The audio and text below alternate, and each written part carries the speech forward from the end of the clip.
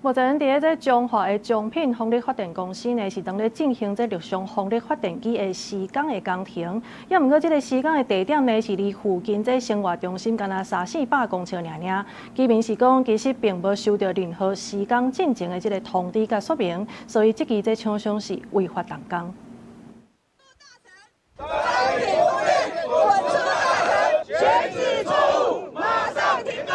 民众大声话说不满，要求厂商就要马上停工。这是因为中品风力发电公司当伫咧中华大城乡大西段179加180地号进行风力发电机的施工，但是当地居民指出，施工地点离生活中心无到500公尺，而且附近拢是农田冒秧条。居民烦恼风机一踩落去，噪音干扰，毋但影响生活，嘛可能会影响收成。就伫迄边尔，无到200公尺。伊若做以后，伊若大家拢会说叫，迄你听讲伊有迄低频噪音嘛？伊若低频噪音落以后，我永远暗时若袂困，你是嘛去查工嘛袂困。伫遐转去哦，安尼地色啊，头壳拢会倒红咧，向讲一影带一个安尼咧。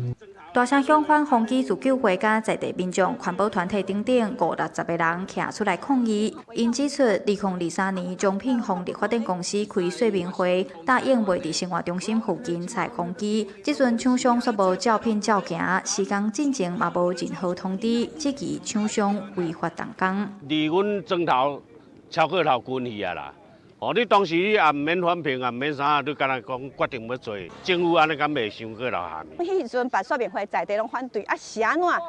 尾啊，拢风车会当拆，是毋是业者有伪造文书这问题？阮嘛有录影嘛，这可能要去厘清啊。面对施工的争议，经济部能源署用文字回应，表示伫今年4月初9有核发业者的许可证，而且业者加强参地方的沟通。业者是讲施工一切合法。也若环保团体指出，这个开发案参地方民意差伤远，已经向相关机关检举，要厘清业者是毋是有不法的行为。记者杨淑静中华报道。